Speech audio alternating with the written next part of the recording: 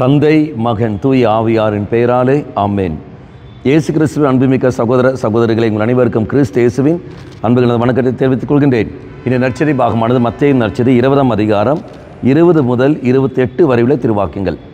குறிப்பாக 22வது வாக்கியம். அதற்கு இயேசு, நீங்கள் என்ன கேட்கிறீர்கள் என உங்களுக்கு தெரியவில்லை.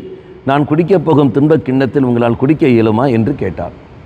நாம் பார்க்கின்றோம், பல நேரங்களில் என்ன கேட்கிறோம் என்றே நாம் தெரியாமல் தான் நாம் ஆலயத்தில் வந்து கேட்டுக்கொண்டிருக்கின்றோம். தெய்வ சன்னதியில் நாம் கேட்கின்ற கேள்விகள், எனக்கு அது வேண்டும் இது வேண்டும் என்று நாம் வாசிக்கிறோம் இல்லையா? மத்தேயு நற்செய்தி 6ஆம் அதிகாரம் 33ஆம் வாக்கியத்தில், இரவு உங்களுக்கு நீங்கள் கேட்கின்ற பொழுது இறையாட்சியை கேளுங்கள், மீது எல்லாமே உங்களுக்கு சேர்த்து தரப்படும்.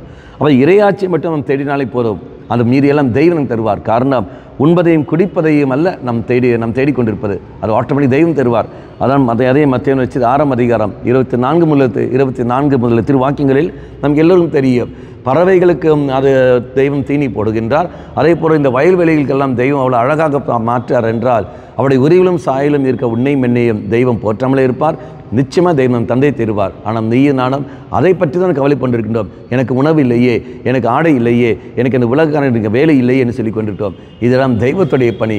இறைவன் தருவார். எப்பொழுது அவரை தேடி நாம் செல்கின்ற பொழுது அவர் நமக்கு அடையாளம் காட்டுவார். நீ யாரை தேடி போக வேண்டும், நீ எப்படி நீ இந்த வேலை செய்ய வேண்டும், எந்த நபரை நீ தேடி போக வேண்டும் என்று அவர் நமக்கு தூண்டுவார். அது தூண்டுற சமயத்தில் அந்த மனிதர்கள் வழியாகவே அந்த சூழல் நமக்கு ஏற்படுத்தி தருவார். அந்த மனிதர்கள் வழியாகவே நமக்கு நன்மைகள் தரும். அப்போ இறைசனில் போனால் மட்டுமே தான், இறைவனை நாடி நாம் போகிறபோது மட்டும்தான் நாம் என்ன செய்ய வேண்டும், எவ்வாறு செயல்பட வேண்டும் என்பதை தெய்வம் வெளிப்படுத்துவார். மாறாக இறைவனை தேடி போகாமலேயே என்னால் எல்லாம் முடியும் என்று சொல்லி நாம் தனியாக நாம் போகிற சமயத்தில் பல தவறான பாதைக்கு நாம் போய்விடுகின்றோம், பல தவறான வழிக்கும் நாம் போய்விடுகின்றோம். ஆக இறைவனிடம் மன்றாடுவோம், ஆண்டவரே என்ன கேட்க வேண்டும் தெரியாமலே நான் கேட்டுக்கொண்டிருக்கின்றேன். அவர் கேட்க வேண்டியது ஒன்றே ஒன்று தான்.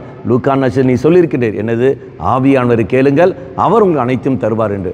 ஆகவே அந்த ஆவியானவரை இப்போ தாகத்தோடு நான் கேட்கின்றேன். அந்த ஆவியானவரை எனக்கு தாரும் ஆண்டவர் என்று சொல்லிவிட்டு நாம் மன்றாடுவோம். கண்களை மூடிக்கொள்வோம். நல்லவனாய் தெய்வமே, வாக்குறுதியான அந்த தூய ஆவியானவரை மீண்டும் எனக்கு தந்தரலும், எனக்குள்ள அது புதுப்பித்தரலும். திருமுழுக்கு வழியாக பெற்ற நான் பாவத்தின் காரணமாக அதை இழந்திருக்கின்றேன். மீண்டும் புதுப்பிக்க ஆசைப்படுகின்றேன்.